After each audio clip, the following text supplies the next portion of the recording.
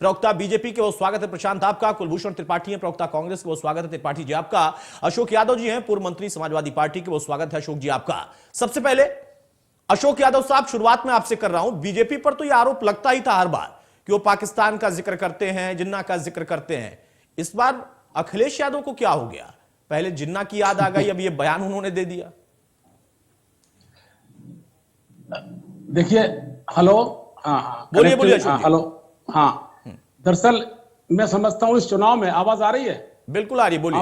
हाँ, देखिए, इस चुनाव में सबसे बड़ी बात ये हो रही है, एक दल जो अपने आप को दुनिया का सबसे बड़ा दल कहता है मेंबर के हिसाब से, उसने जो बयानबाजी पिछले 1.5 महीने में की है, वो इतनी ओछी, इतनी गंदी बयानबाजी की है। मैं समझता हूं कि अगर अखिलेश जी अब ये कह दें कि इमरान खान दुनिया का सबसे बड़ा कप्तान था, सबसे बड़ा विश्व विजेता था, तो क्या पाकिस्तानी प्रेमी हो गए? हम ये कहते हैं वसीम अकरम अगर अच्छा ऑलराउंडर था तो क्या पाकिस्तानी प्रेमी हो गए? एक बात जरूर है, अगर उन्होंने ये कही थी कि जिन्ना ये सब जो हमारे भारत के नेता लोग थे, ये हाईली एजुकेटेड थे, और ये सब बाहर से पढ़ के आए थे, यही तो कहा था। कोई जिन्ना का गुणगान नहीं किया था, और वो तब किया जब अडवाणी जी जाके स्थिर नगवा के आए थे जिन्ना की कब्र पे, और ये तब उन्होंने कह दिया, कोई गलत नहीं किया। अरे आडवाणी जी अभी कहां गए थे? आडवाणी जी के गए पता नहीं कितने साल बीत गए, अभी कहां गए थे आडवाणी जी? आप लोग अभी मस्जिद वाली बातें करने लगेंगे, इतने मरवा दिए, कहां मरवा दिए थे? देखिए, अच्छा अशोक जी, मेरा मूल जो प्रश्न है मैं उसी पे आता हूं। मेरा ये सवाल है, बेरोजगारी, किसान, नौजवान, विकास, सड़क, ये सब मुद्दे कम पड़ गए थे क्या कि पाकिस्तान का जिक्र करना जरूरी पड़ गया? अरे ये बताइए, थे ना लगातार 3-4 महीनों में नहीं, देखिए अतुल प्रताप, देखिए एक पार्टी मत बनिए, देखिए प्लीज। अरे मैं तो सवाल पूछ रहा हूँ, पार्टी के लिए तो आप लोग को बिठाया है, कुलभूषण त्रिपाठी भी है और प्रशांत उमराव भी हैं, आप भी हैं, आप लोग तो अलग अलग पार्टी है, मैं तो एंकर पूछ रहा हूँ सवाल। अरे भाई एक बात सुन लीजिए, कि अगर मुंह से कोई एक लाइन निकल जाती है, अखिलेश जी के कितनी निकली थी, एक ही विषय उनके पास है। मैं भी चाहता हूं कि अखिलेश जी के 5 साल के कार्यकाल पे जो टिप्पणियां हो रही हैं, अगर आप पूरा उठा के देखें ग्राफ, तो 5 साल का कार्यकाल में बिल गेट्स ने आके तारीफ की थी, हिंदुस्तान से सारी बड़ी हस्तियां आई थी, दुनिया की सारी बड़ी हस्तियां आई थी, और जो उन दिनों जो हमारे जो बराक ओबामा साहब थे, उनने जब बात की थी सभी लोगों से, तो उन्होंने अशोक जी मैं आपको एक व्यक्तिगत तौर पर बात बताता हूं। अखिलेश यादव के 5 साल को तो मैं नहीं कहता, लेकिन 2.5 साल को मैं खुद व्यक्तिगत तौर पर कहता हूं कि हां उसमें काम हुए। 2.5 साल तो पहले वाले में क्या हुआ वो समझ में नहीं आया, लेकिन 2.5 साल बाद उन्होंने जो कमिटमेंट किया वो टारगेटेड टाइम पर कर किया। मैं व्यक्तिगत हर मंच से तारीफ करता हूं, इसलिए मैं कोई पार्टी नहीं हूं, एक पत्रकार हूं। लेकिन जो आपने स्वीकार कर लिया उसका जवाब प्रशांत उमराव से लूंगा। प्रशांत, अशोक जी कह रहे हैं कि एक लाइन गलती से निकल गई है भाई, आप लखनऊ पहुंच गए, अभी आपने कहा था अशोक जी, अभी आपने कहा कि गलती से एक लाइन निकल गई है अभी। अरे पकड़िए मत, ये तो वही बात हो गई, आपके नेता से भी गलती से निकल जा रहा है, आपसे भी गलती से निकल जा रहा है। इतनी गलती करेंगे तो आप फायदे में वो चले जाएंगे। वो तो चाह ही रहे थे कि आप आइए पाकिस्तान और जिन्ना पर। बताइए उमराव साहब, अशोक जी कह रहे हैं कि गलती से निकल गए और वो भी कह रहे हैं कि पकड़िए मत, यहां पर उनसे भी गलती हो गई। अरे आप समझो ना मेरी बात, आप बोलिए ठीक है। देखिए बहस बहुत स्वस्थ होनी चाहिए उमराव साहब। मैं बहुत स्वस्थ बहस करता हूं प्रशांत जी, मैं सवाल ले रहा हूं। अशोक जी मैं बहुत स्वस्थ बहस करता हूं, बताइए प्रशांत जी। अतुल जी, देखिए समाजवादी पार्टी की जो दिल में है वो बार बार निकलता है। अशोक यादव जी ने कई पाकिस्तानी क्रिकेटरों की प्रशंसा की, और अखिलेश जी से गलती से जिन्ना नहीं निकला था, उन्होंने 2-3 बार उस चीज को दोहराया। तो पटेल सत्य जी ने बोला, और जो उनके विपक्ष के नेता राम गोविंद चौधरी जी ने उन्होंने भी उस चीज को दोहराया। कर दिया, कौन सा गुनाह कर दिया? नाम सर सुन ली, बिल्कुल बिल्कुल। तो वो आपने पूजा थोड़ी करी उनकी। अरे नाम तो किसी का ले सकते हैं, जीत में सिंह का नाम ले सकते हैं, संजू आबे का नाम ले सकते हैं, बराक ओबामा का नाम ले सकते हैं, किसी का ले सकते हैं। नहीं लिया ना, जिन्ना का नाम ले लिया, जिसको आप कहते हैं कि बीजेपी भुनाती, आपने वही दे दिया। अरे बराक ओबामा का ले लेते, ट्रंप का ले लेते। अगर वो लगातार दुनिया के बड़े सबका नाम लेते, उसी क्रम में नहीं लिया ना सर, लगातार लेते तो समझ में आता। उन्होंने जिन्ना का नाम ले लिया और फिर कह रहे हैं कि पाकिस्तान दुश्मन नहीं हमारा। दूसरा विषय नहीं, दरअसल आप पर कोई विषय बताइए प्रशांत जी। अरे तो विषय उन्होंने क्यों दे दिया? हमारे पास तो विषय नहीं था, तो उन्होंने क्यों दे दिया भाई? हमने कहा था कि विषय दे दीजिए, हमने कहा था कि जुबान फिसल जाए आपकी। सार्वजनिक जीवन में, वो भी राजनीतिक जीवन में, एक एक शब्द के मायने होते हैं सर। अशोक जी आप तो मंत्री रहे हुए हैं, आप इतने कद्दावर नेता हैं, आपको पता होगा एक शब्द से खेल हो जाता है, और आप कह रहे हैं कि बार बार जबान फिसल जा रही है। प्रशांत जी कंटिन्यू करिए जल्दी, उसके बाद मैं कुलभूषण के पास जाऊं। प्रशांत उमराव को बोलने दीजिए, अशोक जी प्रशांत जी को बोलने दीजिए। अतुल जी मछली बाजार मत बनाइएगा, आप सवाल पूछते कम से 1 मिनट तो समय दिया करिए। बोलिए बोलिए, आप बोलिए। अशोक जी सुनिएगा जरा, उनको सुनिएगा। आप जब बोल लिए फिर मुझे भी मौका दीजिए, मैं तो चुप था अभी हाँ तक। हाँ बोलिए बोलिए प्रशांत जी बोलिए। देखिए, समाजवादी पार्टी का ये चरित्र था जो उनके दिल में बार बार वो चीजें बोलते हैं, चाहे पाकिस्तान हो जितना हो, और एक ये वर्ग को खुश करने के लिए लगातार इस तरह की चीजें बात करते हैं, और इनके पास अपने मुद्दे नहीं। और इसी तरीके से चाहे नाहिद हसन हो, असलम चौधरी, ऐसे इन्होंने दंगाइयों को टिकट दिया। तजिंदर वर्ग जिसने 2 गरीब ब्राह्मणों शुभम मिश्रा, हरिओम मिश्रा, उनकी हत्या की, उनको टिकट दिया। और यही समाजवादी पार्टी थी जिसने काशी में और अयोध्या में जो आतंकवादी थे, जो आतंकवादी हमला हुआ था, उसने उनके आतंकवादियों को छोड़ने का काम किया था, जिनको इलाहाबाद हाईकोर्ट ने उनके फांसी की सजा दी और कुछ लोगों को आजीवन कारावास दिया। तो समाजवादी पार्टी ने एक वोट बैंक को, वर्ग को खुश करने के लिए उनको पाकिस्तान के साथ जोड़ दी, जबकि ऐसा नहीं है। कि भारत का हर व्यक्ति है, देशभक्त है, यहाँ का नागरिक है, लेकिन ये ऐसा प्रिटेंड करते हैं कि हम इस तरह की पाकिस्तान की जिन्ना की बातें करेंगे तो वर्ग जो है हमारे साथ जुड़ जाएगा पाकिस्तान के प्रेम के आधार पर। इनका तो वैसे जुड़ा हुआ है, मुतालबे में है। तो इसलिए आप उस वर्ग को खुश करने के लिए बात करते हैं। आपके पास कोई एजेंडा नहीं। जब आप अपने समय में थे तो आप सिंचाई विभाग की जमीनों में आप कब्रिस्तान बना रहे थे, उसी कब्रिस्तान की दीवारें बना रहे थे, उनके लिए अलॉट कर रहे थे, ये आतंकवादी को छोड़ने का काम कर रहे थे। अब जब आप सत्ता से बाहर हो गए तो पाकिस्तान प्रेमी और सुधरेंगे। आप तर्क संगत बात करिए। कुलभूषण जी सारे दल मुद्दे उठा रहे थे, मुझे समझ में नहीं आया कि कहां चला गया वो मुद्दा। पहले श्मशान और कब्रिस्तान था, अब यहां जिन्ना पाकिस्तान और अब्बाजान आ गए हैं। मुद्दे कहां हैं भाई? अतुल जी, मुद्दे कांग्रेस के पास है। सबसे पहले तो आपके सभी दर्शकों को राष्ट्रीय बालिका दिवस की बहुत बहुत बधाई। आज 24 जनवरी को हम राष्ट्रीय बालिका दिवस मना रहे हैं और लड़की हूं लड़ सकती हूं इस मुद्दे के साथ लेकर कांग्रेस पार्टी अकेली एक ऐसी पार्टी है जो उत्तर प्रदेश के 2022 के चुनाव में मुद्दों के साथ आ रही है। उसका M22 का जो समीकरण है वो महिला और युवा पर टिका हुआ है। तीसरा हमारा मुद्दा किसान का मुद्दा है। दरअसल हम गांव, गरीब, अल्पसंख्यक और जो वंचित हैं उनकी बात कर रहे हैं। हमारे मुख्य मुद्दों में शिक्षा है, हमारे मुख्य मुद्दों में बेरोजगारी है, हमारे मुख्य मुद्दों में महंगाई है। महंगाई का क्या हाल है? मैं पूछता हूं अतुल जी, क्या महंगाई ये देख के आती है कि वो किस जाति और धर्म, कहां से संप्रदाय से आता है? गैस का सिलेंडर इस भारतीय जनता पार्टी ने 1000 का देना शुरू किया तो वो हर जाति और धर्म वाले को 1000 में ही मिल रहा है। डीजल और पेट्रोल के बढ़े हुए रेट और उसके परिणाम स्वरूप जो महंगाई है, जिसमें शिक्षा की व्यवस्था को नष्ट कर दिया गया है, अपराध का बोलबाला है, पुलिस की अभिरक्षा में जो लोग मारे गए। प्रशांत उमराव जी बड़े प्रवक्ता है, मैं वो बैठे हुए हैं, उनसे पूछता हूं कि क्या उनके पास ये आंकड़ा है कि पिछली 5 साल की योगी सरकार में, जिसे आप बुलडोज की सरकार कहते हैं, उसमें पुलिस अभिरक्षा में कुल कितने लोग मारे गए और वो किस जाति और धर्म से आते थे? लेकिन फिर साफ दिखाई देगा कि आपको चूंकि हिंदू राजनीति करनी थी तो वहां पे 2.5 फुट ऊंचे नल से एक मुस्लिम बच्चा आत्महत्या करके मर जाएगा और आप उसे साबित कर देंगे और आपकी जांच चलती रहेगी। अभी कल चुनाव आयोग ने आपके 3 डीएम हटाए, उनके ऊपर सीधे सीधे आरोप थे कि वो भारतीय जनता पार्टी के लिए काम कर रहे हैं। फ्रंटल बना के आप सरकारी एजेंसियों को जब यूज करने लगेंगे, प्रधानमंत्री, गृह मंत्री, रक्षा मंत्री और यूपी के मुख्यमंत्री ने आचार संहिता लागू होने से पहले सरकारी पैसे से पूरे उत्तर प्रदेश में रैलियां कर डाली और जैसे ही चुनाव आचार संहिता लागू होती है तो धारा 144 लागू हो जाती है और विपक्षी अगर जो कहीं जाता है तो उसके ऊपर धारा 144 के उल्लंघन का मुकदमा हो जाता है। हमारे कम से कम 8 जिलाध्यक्षों पर मुकदमे दर्ज हो चुके हैं। प्रशांत तुमराव जवाब देंगे आप? देखिए, कांग्रेस असल मुद्दे भी उठा रही है और बहुत गंभीर बातें कर रही है। फिर मैं जाऊं अशोक जी के पास। अतुल जी देखिए, हाँ मैं जवाब देता हूं। रुकिए, देखिए कांग्रेस पार्टी कहती है आज विषय दूसरा है। देखिए विषय दूसरा, ये तो हजारों मुद्दे गिना देंगे हम।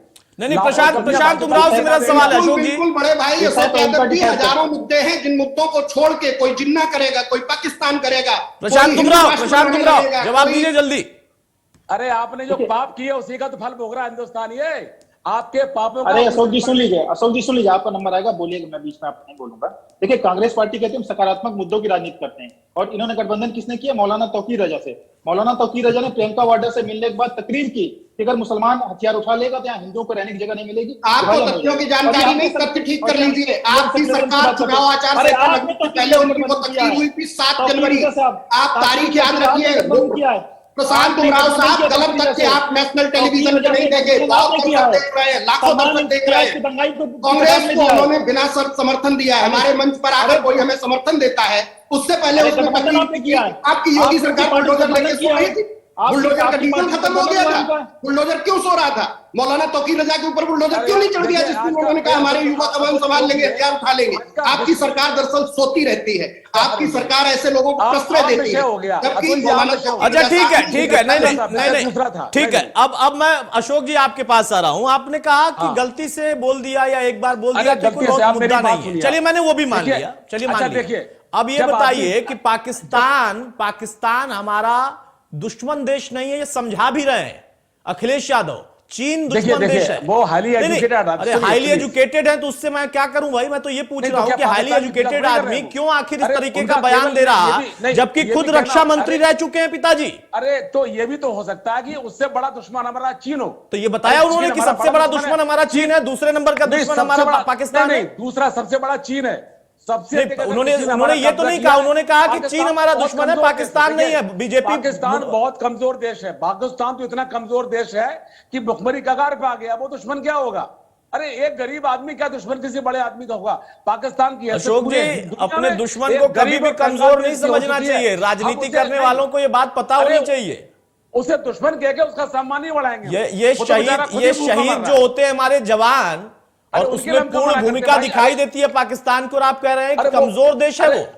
कमजोर देश क्या? अरे नहीं देखिए दुश्मन नहीं। अच्छा मुझे बता दिया, आपका ये तर्क है ना कि चीन नंबर 1 है और सेकंड नंबर पर पाकिस्तान है, या गरीब है? सेकंड हो सकता है, नहीं देखिए ऐसा है। अच्छा हो सकता है, उसमें भी क्लियर नहीं देखिए। अच्छा बताइए, अभी एक बात कही थी प्रियंका जी ने, क्या मेरा चेहरा बुरा है? तो केवल आपने ये छापा था क्या मेरा चेहरा बुरा है, लेकिन ये नहीं आपने छापा था क्या कांग्रेस में मेरा चेहरा बुरा है, ये आपने नहीं छापा था पूरा, आपने उतना छाप दिया था।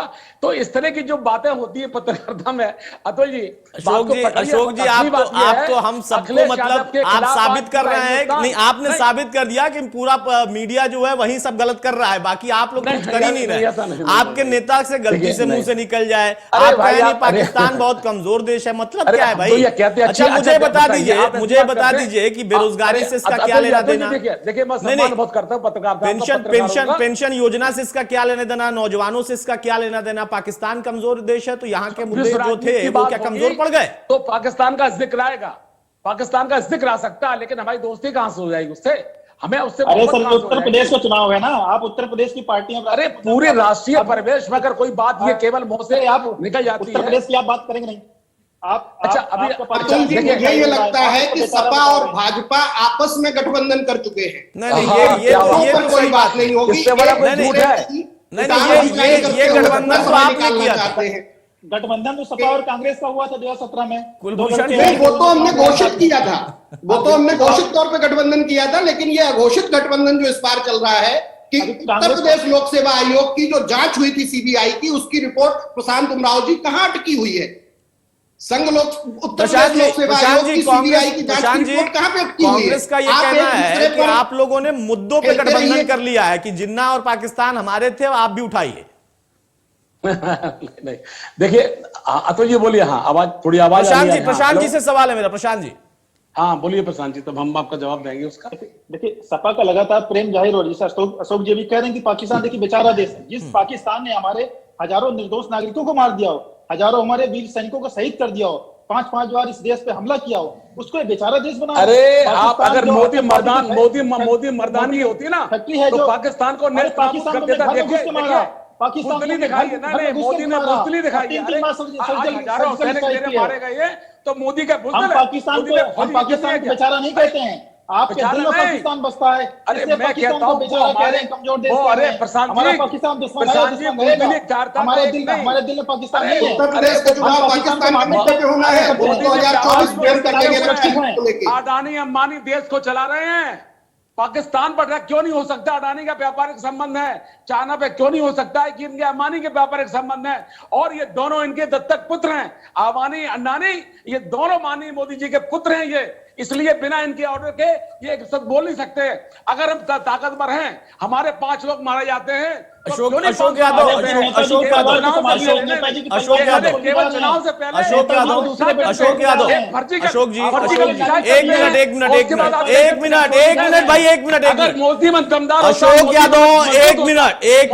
एक मिनट सर, एक मिनट, इसका जवाब मैं प्रशांत उमराव से लूं, फिर कुलभूषण जी के पास जाऊंगा। अशोक यादव, अशोक जी सुन लीजिए, अरे सुनिए तो भाई।